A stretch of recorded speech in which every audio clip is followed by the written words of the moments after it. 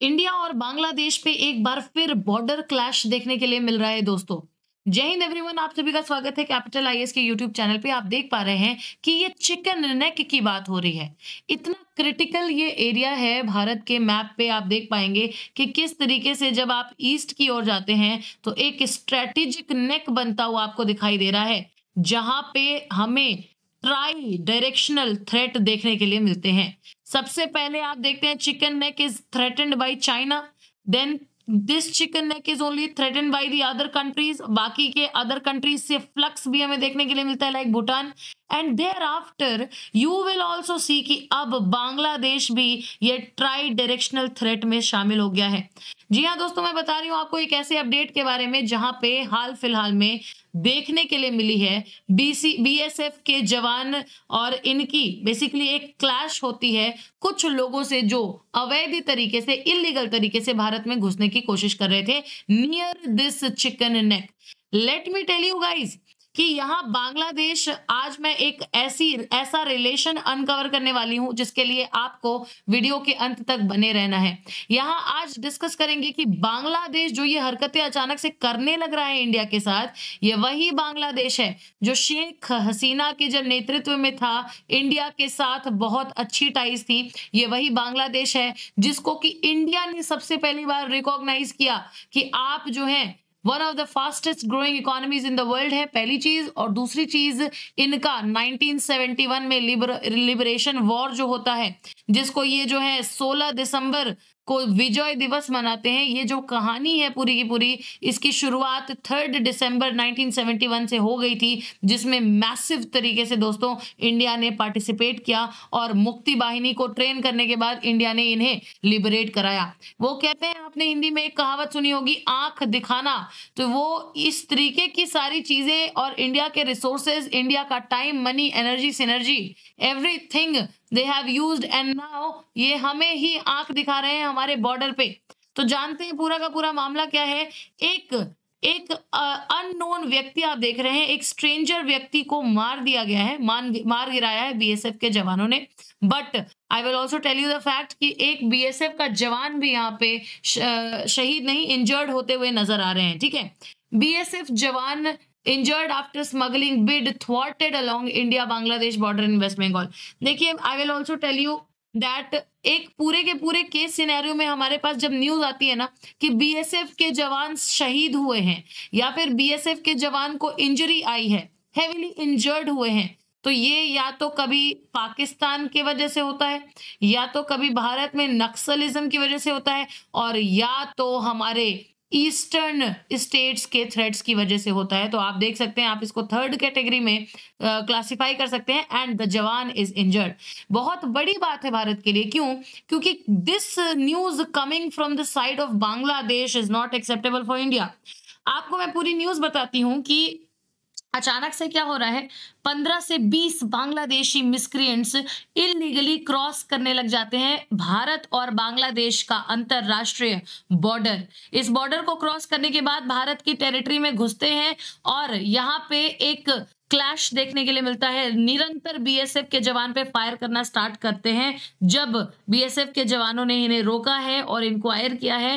Eight the same time they started firing heavily on our jawans. आप देख रहे हैं कि एक अनआइडेंटिफाइड पर्सन की मौत हुई है, यहाँ पे इन्हें मार गिराया गया है और एक बीएसएफ के जवान को काफी चोट पहुंची है ना। ये जो बॉर्डर प्रोटेक्शन फोर्स है, जिस तरीके से यहाँ पे सामने आती है वेस्ट बंगाल के पास बांग्लादेश बॉर्डर पे, ये इंसिडेंट टेक प्लेस करता है खलपारा विलेज, जो कि दार्जिलिंग डिस्ट्रिक्ट में है।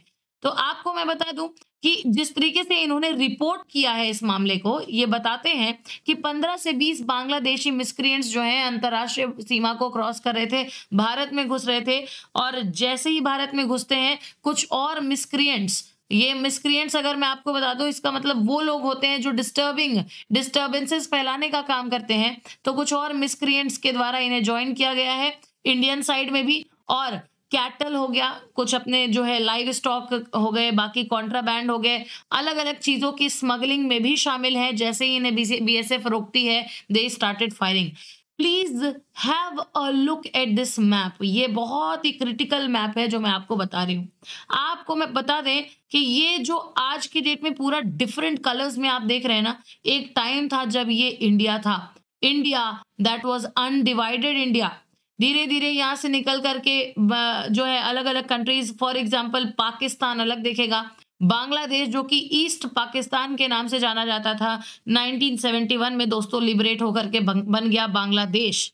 तो आपको बता दें कि ये जो बांग्लादेश का ये बॉर्डर है ना, ये जो कि हमारा चिकन नेक, इसको हम सिलीगुड़ी कॉरिडोर भी बोलते हैं। तो ये जो चिकन नेक है ना, ये इतना स्ट्रैटेजिक पॉइंट है कि अगर नेपाल, भूटान, चाइना और बांग्लादेश, 4 देशों का आपको एक्सेस यहाँ पे देखने के लिए मिल रहा है। हम बॉर्डर शेयर करते हैं। अब अगर किसी भी एक सिनेरियो में आप इमेजिन कीजिए कि इस चिकन नेक को कट ऑफ कर दिया गया ना अगर भारत से, आई विल टेल यू कि ये पूरा नॉर्थ ईस्ट जो है ना वो भारत का छूट जाएगा। यानी कि ये चिकन नेक एक एक कनेक्टिंग पॉइंट है इंडिया के मेन लैंड का, इंडिया के नॉर्थ ईस्टर्न स्टेट से। सो ये इतना क्रिटिकल एरिया हो सकता है। हैविंग सेड दैट, आप देख पा रहे हैं कि किस तरीके से बांग्लादेश इस रीजन में जो है ये इन्फिल्ट्रेशन, ये इन्फ्लक्स करने की कोशिश कर रहा है।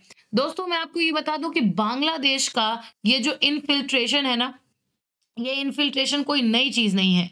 लेकिन शेख हसीना की जब सरकार थी और ये लोग हमारे असम में आकर के बैठ जाते थे, मेघालय में आकर के बैठ जाते थे, अरुणाचल में आकर के बैठ जाते थे, सिक्किम में आकर के बैठ जाते थे, तो हम ज्यादा माइंड नहीं करते थे, क्योंकि शेख हसीना की सरकार में इंडिया को विथ ऑल ड्यू रिस्पेक्ट बहुत ही अच्छी तरीके से जो है ट्रीट भी करते थे, और तो और ग्रैटिट्यूड की भावना भी इनके अंदर भर भर करके रखी हुई थी। अब because of that of course 1971 war.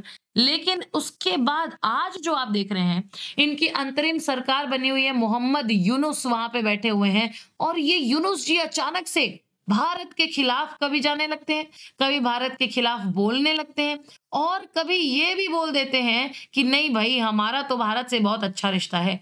तो ऐसे कॉन्ट्राडिक्टिंग सेंटेंसेस जो ये बोलते हुए नजर आ रहे हैं ना, यहाँ पे सबसे बड़ा सवाल है कि जब ये इंडिया को फेवर करेंगे तब तो मान लो ठीक है, तब तो कोई बात ही नहीं है।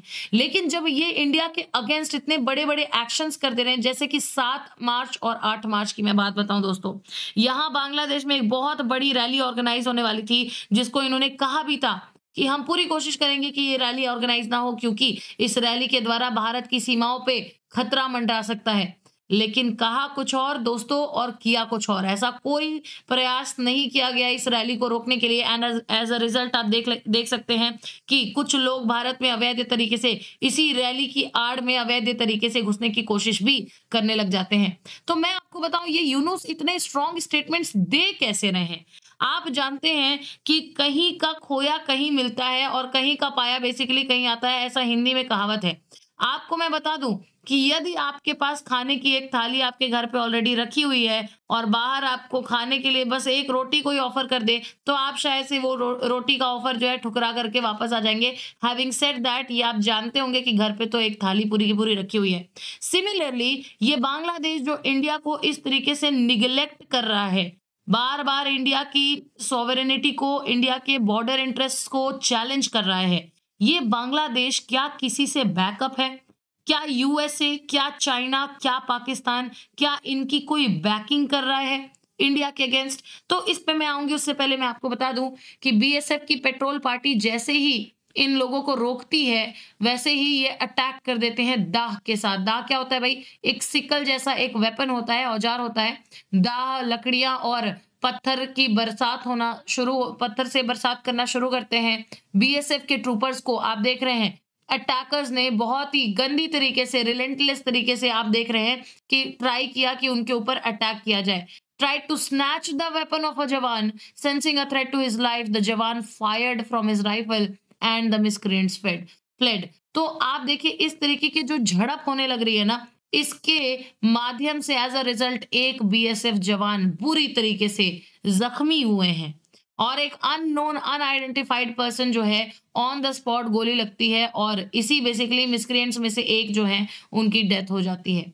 आपको बता दें कि ऐसे केसेस में मैं मोहम्मद यूनुस के प्रति सबसे ज्यादा मेरी एक ये चेतना रहेगी कि आखिरकार ये इनके पास कहाँ से इतने पावर्स आ रहे हैं, क्योंकि हाल फिलहाल में आप देखोगे मार्च 3 की न्यूज है कि Bangladesh has no option but to have good ties with India. ये भी कह रहे हैं कि भारत से अच्छे व्यवहार रखना हमारी मजबूरी है। कह रहे हैं भाई कि ये जो है बिम्स्टेक समिट होने वाली है जो थाईलैंड में, तो यहाँ पे कह रहे हैं बांग्लादेश, यूनुस और मोदी के बीच में मीटिंग हो सकती है। लेकिन आप एक तरफ ये देखते हैं जहां ये कह रहे हैं कि Bangladesh has no option but to have good ties with India, वहीं दूसरी तरफ big worry for India as Pakistan deputy prime minister set to visit Bangladesh amid looming ISI shadow PM Modi. अब आप देखिए कि एक ये रहा आपका बांग्लादेश, वो कहते हैं ना बिना पेंदी का लोटा, सिमिलर टू दैट। तो एक ये रहा बांग्लादेश जो इधर कहता है कि इंडिया आप ही हमारे माई बाप हो, और इधर जा रहा है वापस से पाकिस्तान को अप्रोच करने। एक तरफ आज इसकी कहानी चाइना के साथ में भी बताएंगे आपको कि किस तरीके से चाइना भी इन्वॉल्व है, and all of them are दोस्तों ये सारी की सारी जो पार्टीज आपको दिख रही हैं they are conspiring against India. आपको बता दें आगे चले उससे पहले यूपी पीसीएस के अगर आप 2024 यूपी पीसीएस प्रीलिम्स आपने क्वालिफाई किया है, एज अ रिजल्ट आप मेंस लिखने जा रहे हैं, तो ये आपके लिए सबसे बढ़िया मौका है कि आप कैपिटल आईएएस के UP PCS mains answer writing program को ज्वाइन करें, जो कि इंडिविजुअली मास्टर्ड की गई है under the expert guidance of ex IRS Gaurav Shukla sir himself. काफी लिमिटेड सीट्स हैं, इसमें आपको फीचर्स ऑनलाइन ऑफलाइन मोड दोनों मिल जाएंगे, बाइलिंगुअल क्लासेस मिल जाएंगी, 1-to-1 guidance, full syllabus cover कराया जाएगा और 1-to-1 मेंटोरशिप भी दी जाएगी। आपको बता दें ये बैच आज से शुरू हो रहा है, 10 मार्च से स्टार्ट हो रहा है। आपको कुछ नहीं करना है, दिए गए नंबर पे कॉल करना है या फिर दिए गए एड्रेस पे आप विजिट भी कर सकते हैं, इंक्वायर भी कर सकते हैं, and thereafter you can decide कि आपको इस बैच से किस तरीके की बेनिफिट्स लेनी है। आगे चलते हैं और मैं अब आपको यहाँ पे लिख देती हूँ भाई अटेंशन, पूरा का पूरा ध्यान इधर रखना, क्योंकि यहाँ देख सकते हो आप, it is important to note कि 2008 से आप देख रहे हैं कोई भी एक मिनिस्टेरियल लेवल की, कोई भी एक मंत्री लेवल की ऑफिशियल मीटिंग पाकिस्तान की बांग्लादेश में नहीं गई है। शेख हसीना की जो सरकार थी बहुत अच्छे रिश्ते नहीं थे इनके पाकिस्तान के साथ में, क्योंकि ऑफ कोर्स ये लिबरेशन वाला सब कुछ ये जो खेल है ये किया ही था पाकिस्तान ने। और आप देखेंगे बांग्लादेश शेख हसीना के टाइम पे इंडिया के साथ बहुत अच्छे एलाइज थे, लेकिन आज के डेट में चीजें बदल गई है दोस्तों। आज जो हमारी बॉर्डरिंग इंडिया की नॉर्थ ईस्ट है ना, वहां पे भी Bangladeshi officials have been seen accompanying individuals from Pakistan's intelligence agency। तो कैसे बांग्लादेश और पाकिस्तान, जो इतिहास का ईस्ट पाकिस्तान और वेस्ट पाकिस्तान था दोस्तों, एक बार फिर एकजुट होते हुए नजर आ रहे हैं। ये इंडिया के लिए कॉन्सर्न की बात हो सकती है, because Bangladesh being here, then there is this India and then here is Pakistan. तो हमारे ईस्ट में और वेस्ट में इस वक्त दो खतरे मंडरा रहे हैं, this you can see. Bharat में कुछ नहीं तो इंसर्जेंसी और सेपरेटिज्म काफी अच्छी तरीके से प्रमोट कर सकते हैं, बिकॉज आपको पता है इनका इतिहास रहा है, काफी अच्छे हैं ये इन सब कामों में।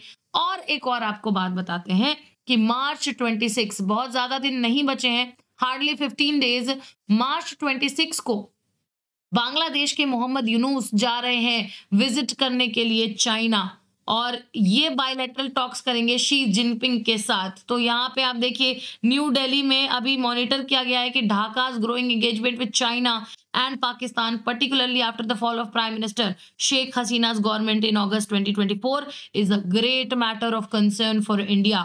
तो अब आपको समझ में आ रहा होगा कि अगर चिकन नेक ये जो मैं आपको दिखा रही हूँ, इस चिकन नेक पे बांग्लादेश और यहाँ इन्फिल्ट्रेशन और इन्फ्लक्स हो रहा है, इतने बड़े भारत के सामने इतना छोटा बांग्लादेश कैसे आंख दिखा सकता है दोस्तों। तो इसके पीछे पावर्स, बैकिंग पावर्स हैं चाइना और Pakistan, and in such a way this is again a matter of concern for India, क्योंकि इंडिया को यहाँ पे बहुत ही ज्यादा सतर्कता की जरूरत है। हम एक और 1971 अफोर्ड नहीं कर सकते। वाई? बिकॉज आज के मॉडर्न वॉरफेयर जो है उसका तरीका, उसकी टेक्निक और इसकी जो कॉन्सिक्वेंसेज हैं वो बदल चुके हैं दोस्तों। ऐसा बिल्कुल भी नहीं है कि India will not be able to wage a war against Pakistan, लेकिन कोई मतलब नहीं है, क्योंकि ये इनका घर का मामला है।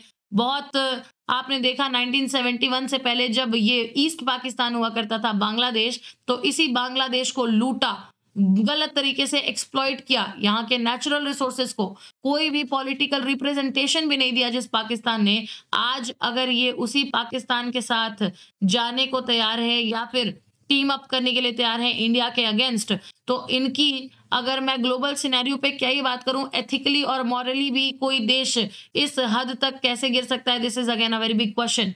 सो ऐसे ही और अपडेट्स के लिए stay tuned, keep watching capital IAS. Thank you so much. जय हिंद, कीप कॉन्करिंग।